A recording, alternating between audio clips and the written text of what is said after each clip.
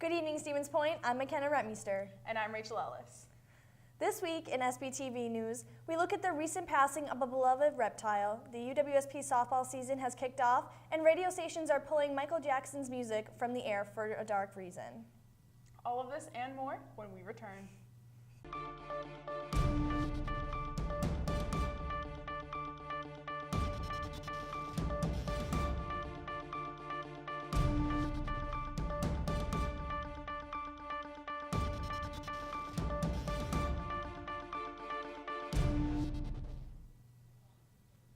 Quasi, the beloved green iguana that resided in the Trainer Natural Resource Building, passed away at the end of February this year.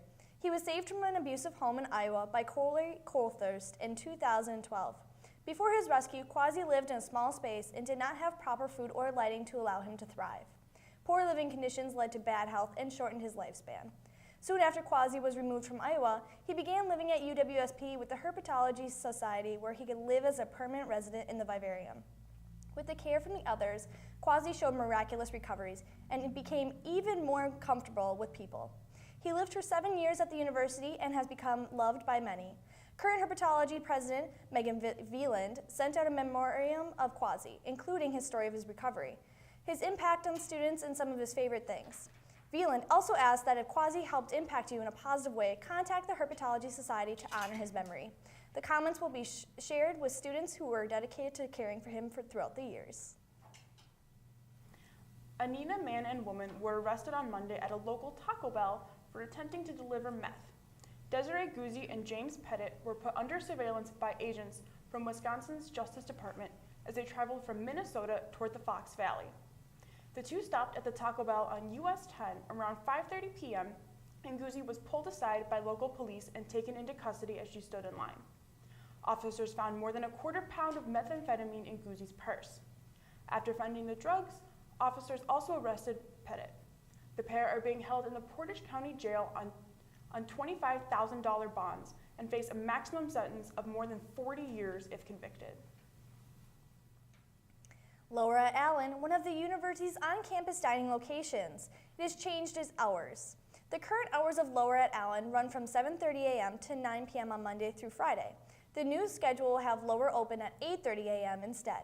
The change will go into effect after spring break ending March 25th. The Labor History Through Film Festival will be held at UWSP Saturday, March 9th in room 116 at the College of Professional Studies building. The first film will start at 9 a.m. and the last film will be done by 3:30 p.m. The event is free of charge and open to the public. Some of the films included are Fistful of Lightning, A Job at Ford's, and High Cost of Low Prices.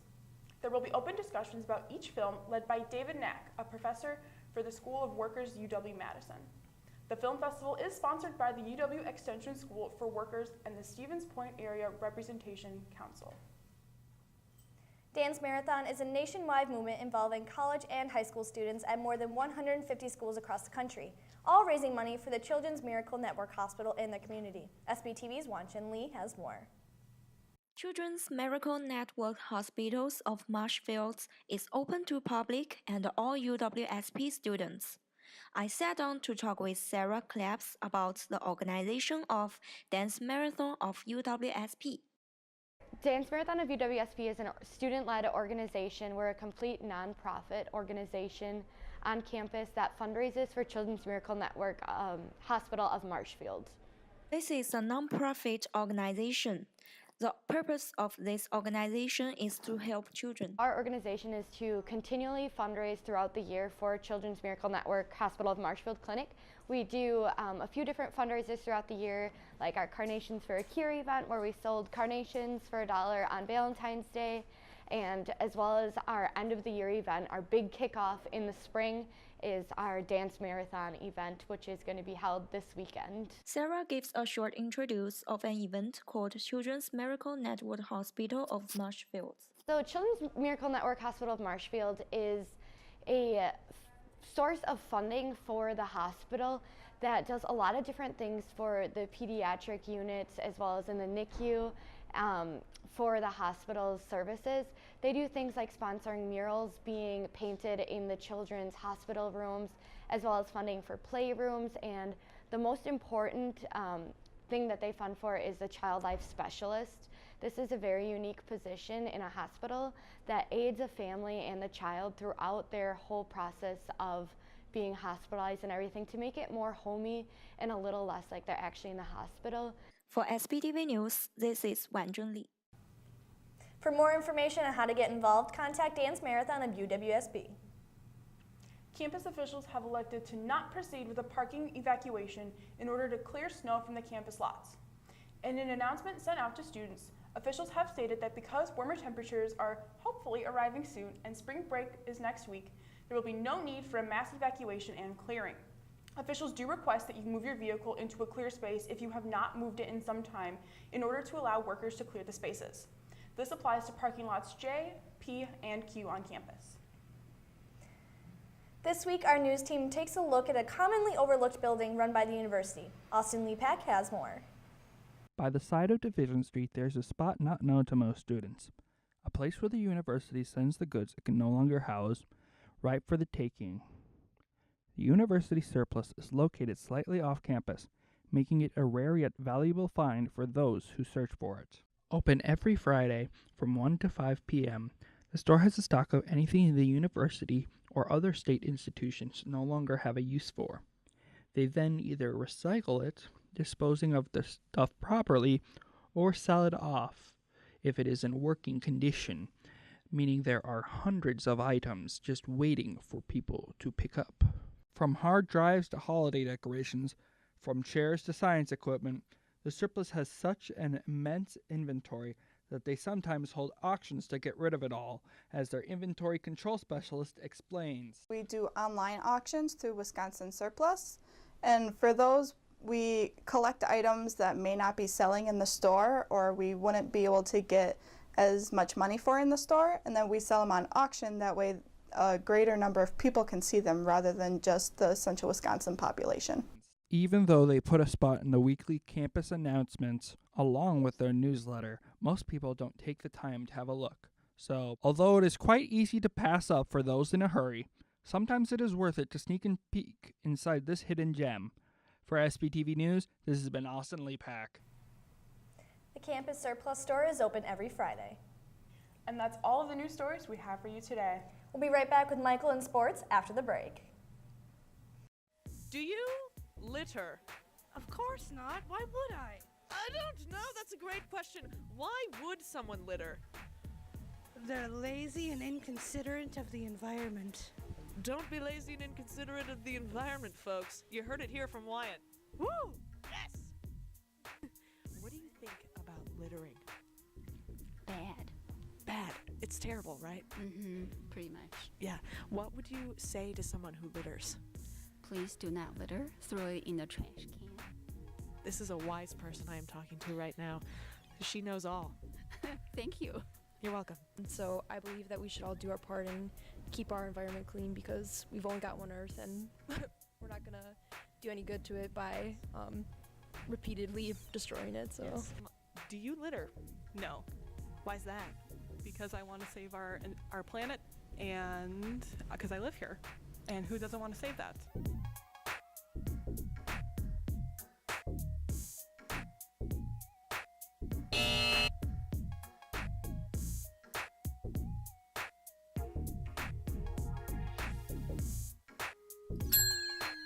It is the opposite of beautiful. It is an ugly thing to litter. that's true, it is. It's true.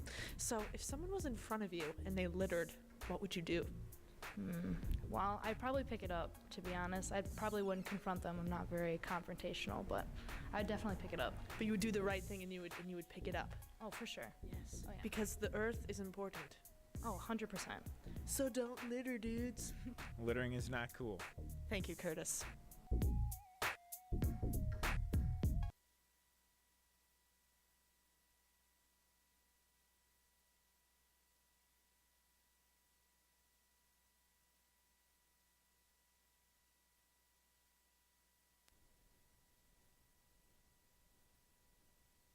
Tobacco use is the largest preventable cause of death. The disease in the United States. Cigarette smoke kills more than 480,000 Americans each year. 41,000 of these deaths are from exposure to secondhand smoke. Smoking harms nearly every organ in the body.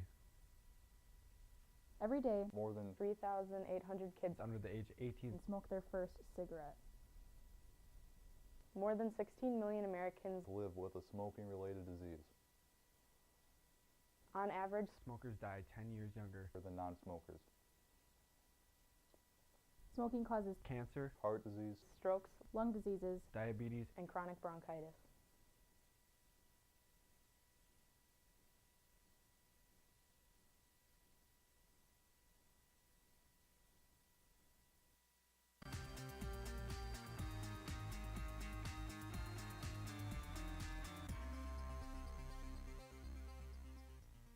Welcome back. The number 1 ranked Pointers men's hockey team defeated the 9th ranked UW Eau Claire Blue Goats 3-2 Saturday to win their 3rd WIAC Commissioner's Cup. The Pointers got on the board first with the power play goal from sophomore Stephen Quagliata just over 9.5 minutes into the game. However, the Blue Goats tied up the game at 1 with just over 6.5 minutes left in the first period. The Pointers then responded back late in the first with another power play goal, but this time from sophomore Carter Rue, giving the Pointers a 2-1 lead heading into the first intermission. The Blue Goats tied up the game again, scoring their second goal of the game just over 4 minutes into the second period. The score stayed the same until the 13:24 mark in the third period when junior Danny Corrali scored the game winner for the Pointers.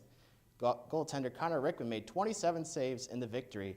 The win extended UWSP's unbeaten streak to 28 straight games, tying the school record.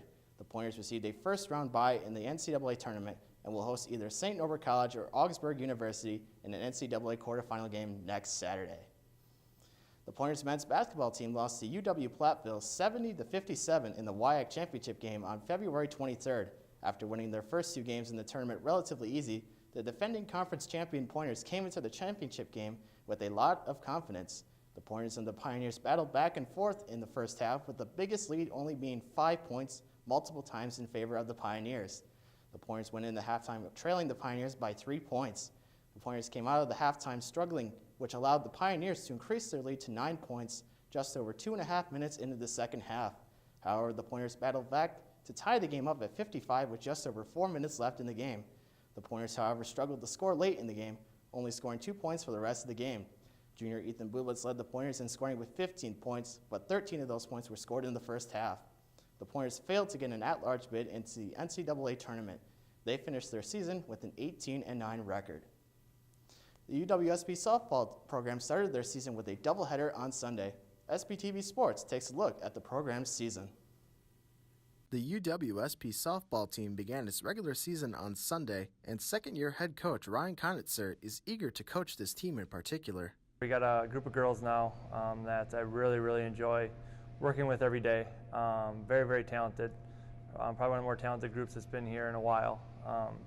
We've been working really hard. We just had our first couple games, get to work out some kinks. The team played in 2 doubleheaders to open up the season, and while they ended up winless after the 4 games, there were small victories in the way that they played in each of those games. By far, the offensive side of things was the highlight. You know, taking out the first game, last 3 games, we batted over 300, stole 6 bases, and only had 1 error defensively in those last 21 innings we played. So I think the pitching staff knows they need to be better, and they will. So I think our biggest focus on is working on our defensive alignment, some newer things, and really working to get our pitchers feeling confident because they're good enough. They're here for a reason. Although the Pointers are stuck practicing indoors due to the cold, they're using the opportunity to prepare for opponents down in Florida during spring break to light a fire in the team's spirit. I think what will help the pitching staff is now the new players we brought in playing defense. There's a lot of times that there's plays that they aren't really errors, but they should be made. And now with the position players that we have, I think they're going to make those plays, which will help the pitchers' ERAs go down. We're doing some more advanced shifting and things like that should help take away, some cheap hits. Konitzer is already looking ahead to May, not only for the warmer temperatures, but for the chance to lead the program back to the WIAC tournament. Where everything we do is to be playing in May. This program hasn't played in May in the conference tournament in a decade. And I came here because I knew there's been a lot of untapped potential here. And I know that we're very capable of doing that. This is Michael Wengrzyn for SPTV Sports. The Pointers will next play in Florida for the PFX Spring Games from March 15th to the 22nd, with 12 games scheduled over the 8-day period. Keeping with the softball program, the Pointers women's softball team got their season started this past weekend with 2 doubleheaders, one against Bethel University on Sunday and one against Hamlin University on Monday. In the first game of the Bethel University doubleheader, the Pointers took the early lead at the top of the second inning with 2 runs. However, the Royals scored 10 unanswered runs to win the first game of the opening day doubleheader 10-2. In game 2, the Pointers got on the board first once again with 2 runs in the bottom of the first inning, but fell behind 7-4 heading into the bottom of the 7th inning. The Pointers rallied to cut the lead down to 1 run, but couldn't complete the comeback, falling 7-6. The Pointers then took on the Hamlin Pipers in a doubleheader the following day. In game 1, the Pointers fell behind 7-0 early and never recovered, losing to the Pipers 9-4. In game 2, the Pointers once again fell behind early but were unable to complete the comeback, losing to the Pipers 7-4. The Pointers' record sits at 0 wins and 4 losses. They were scheduled to play in 4 games in Illinois this weekend, but those games have been canceled. They will now look to get their first win of the season next week Friday when they travel to Florida for spring break. Moving on to the NBA now, the Milwaukee Bucks lost the Phoenix Suns 114-105 on Tuesday night. The Suns outscored the Bucks 38-23 in the fourth quarter, which helped them overcome a 10-point fourth quarter deficit to upset the Bucks and sweep the 2-game series. Giannis Antetokounmpo once again led the Bucks in scoring with 21 points. The Bucks still hold the NBA's best record with 48 wins and 16 losses. The Bucks are back in action tonight against the Indiana Pacers. That's all the sports stories we have for you today. Up next is Ian Welsh with entertainment. I'm Michael Wengrzyn with SPTV Sports. The Media Studies is a program for people who love to tell stories, whether that be in written form, visual, or audio. Media Studies is exciting because it's always fresh, it's always new. Media is at the center of everything we do. More and more people are asked to engage with media and use media. Our program really provides students with skills and techniques to be better prepared for that in the future. We offer courses in media production, both video and audio, nonfiction and fiction, music production, journalism, film studies. Media Studies is a great way to get hands-on experience in the field that you're looking to do. They teach you the basic concept behind everything, and then they tell you to go do it. We really pride ourselves on thinking of a wide set of opportunities that we can give our students. The student organizations are a great asset. We have SPTV, the student television organization, 90 FM, the radio, and The Pointer, our student-run newspaper. It's a great way for students to get involved, learn skills that they need for class, and meet new people. Some great facilities where our students can hone their skills. There's a giant studio in the center of the comm building. I've had quite a few classes in there. A lot of our classes are very hands-on, they're very interpersonal. You're getting the skills that will allow you to create your future, and I think that's what makes it a truly amazing experience for students. There's an incredible range of options for graduates. We've had students go out and become independent contractors, work for radio stations, newspapers, with TV stations. Everyone is different and they have their own unique style. In all the classes and all the student organizations you get involved in, you have a lot of flexibility to really create your own work and do it in a way that means something to you. We're excited to see what students are making and what they want to make and how we can help students get from where they are to where they want to be. I'm in a video production class that's teaching me how to film documentaries. I'm also in a screenwriting class and I get to learn how to write movies. So I'm doing all these different cool things and I love it every day.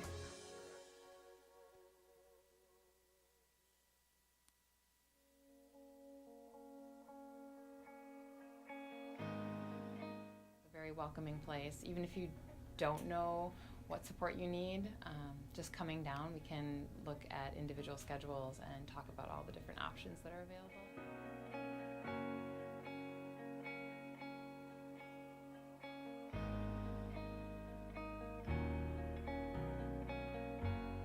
I believe that the TLC can definitely help students even for the slightest little bit. The writing lab, especially because you're going to have to write papers for any of the classes, they're able to proofread those and give you feedback on those. The writing lab has been around since 1973, and it's the second oldest writing lab in the United States, which is kind of cool.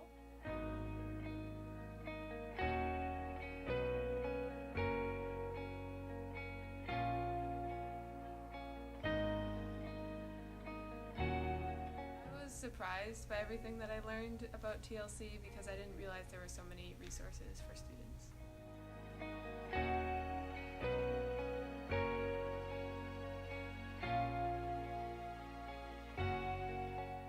To see more students down here. I mean, it's great that we have 35% of the student population utilizing us, but that means that we have 65% that didn't utilize us, and I know we have support services that could benefit just about everybody.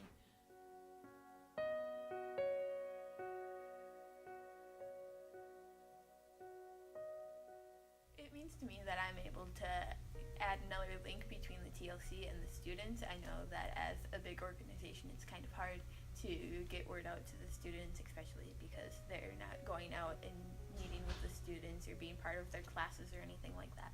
So having that extra link probably helps them out a lot. And when you come down, there's free coffee, tea, and hot cocoa, so make themselves at home and learn a little bit about how they can be supported.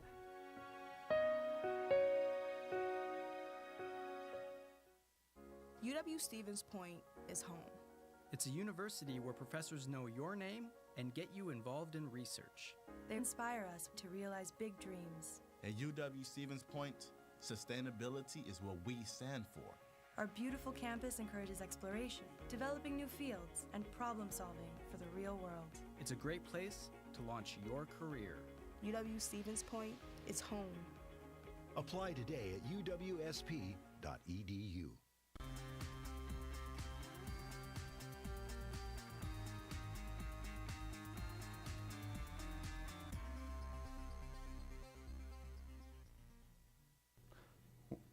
Welcome back, Pointers. On Sunday, March 3rd and Monday, March 4th, the two-part documentary Leaving Neverland was shown on HBO. The film follows the stories of two men, Wade Robson and James Safechuck, who both claim that pop star Michael Jackson sexually assaulted them during childhood through adolescence. The public reaction has been mixed. In the wake of the documentary, 3 major Montreal radio stations have pulled Jackson's music from the air. The second largest U.S. radio company, Cumulus, has left the decision up to the local program directors to, quote, make the right decision for their communities.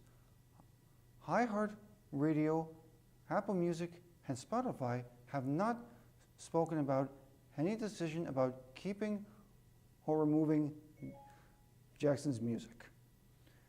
The Celtic band Gaelic Storm is coming to UWSP. First formed in 1996 in California, the band had their big break in 1997 when they recorded songs for the blockbuster film Titanic. Since then, they have toured the world, traveling to Canada, the UK, France, and Japan, and they continue to tour aggressively, playing 125 days out of the year. The band is ready to bring its rousing vocals, energetic dance tunes, haunting Celtic ballads, and infectious humor to the university. The performance will take place on Wednesday, March 13th, starting at 7:30 p.m. in the DUC Layered Room. Advance tickets are $25 and will rise to $30 on the day of the show. If you are interested, please contact the University Information and Tickets Desk. The UWSP Theater is showing the film A Star is Born this week. The film stars Bradley Cooper as seasoned musician Jackson Maine, who discovers and eventually falls in love with struggling artist Allie, who is played by Lady Gaga. Jackson coaxes her into the spotlight just as she's about to give up on her dream of making it big. Just as Allie's career begins to take off, their relationship begins to break down as Jackson continuously battles with his own inner demons. The film will be shown on Thursday, March 7th, with showings at 7 and 9:30 p.m., and again on Saturday, March 9th at 7 and 9:30 p.m. The movie is free with a student ID or $5 without. And that's all the entertainment stories we have for you this week. Coming up next is Nathan Wegner with Pointer Politics.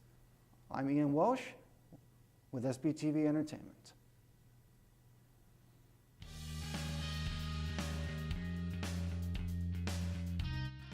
Wengrzyn, the 7th largest book printer in North America, is hiring students for the semester. We are 100% employee-owned and located right here in Stevens Point, Wisconsin. All shifts currently hiring, with jobs starting at $10.80 an hour. Hours are flexible. For more information, contact the Wengrzyn HR department.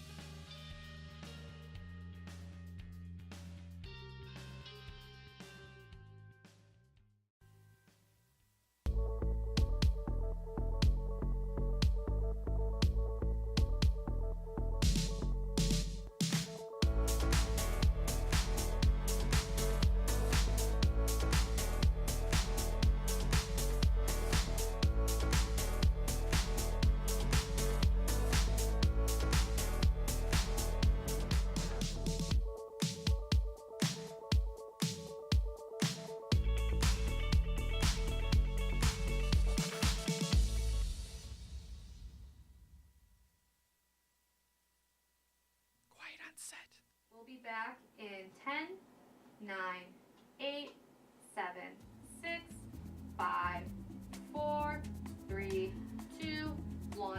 Take Ben. Live at SPTV, mic check, audio check, news directors adjusting the sound, teleprompter running smoothly. Floor director, alert! Cameras are rolling, bring in the talent. Where's the makeup artist? Anchors ready for the news. Are you ready to join SPTV? That's a wrap. Lights out. Welcome back to Pointer Politics. International Women's Day is celebrated the 8th of March every year. This year, some way people are celebrating is by taking to various social media, such as Twitter and Facebook, with the hashtag #BalanceForBetter. This hashtag is themed all about creating a balanced world and supporting equality for women and men. If you would like to show your support for equal rights, you can use this hashtag yourself on social media and share a story about a woman who has inspired you. A 5-year-old girl in Wisconsin has a passion for police officers. So when she learned of the death of Milwaukee officer Matthew Rentmeester, she knew she had to do something to show support for law enforcement. Cassidy Williams from CNN takes a look at how her caring spirit is lifting others during a dark time. Yes, please. Allison Krieger and her mom Tina are signing cards of encouragement. You're awesome. Roar. But to understand why, you have to step into my room here, which shows off her 2 favorite things. Pink police. From police officers all over the world almost. She's been collecting police badges for almost half her life because she knows exactly what she wants to be. A canine officer. So when she heard another Milwaukee police officer had died in the line of duty, she was sad about it. She had a question. Like, what can we do to make him feel better? That's how the card making began. They made cards and passed them out that day, but Allison hasn't wanted to stop. There's more police officers probably that feel bad. With the help of some friends, they estimate they've passed out almost 200 cards. She even wanted to keep going today despite the sub-zero temperatures. We can wear a jacket. She wants to keep going for the same reason she wants to be one of them one day. They are nice and they help people out and they solve problems and cases. You guys have 2 left? Yep.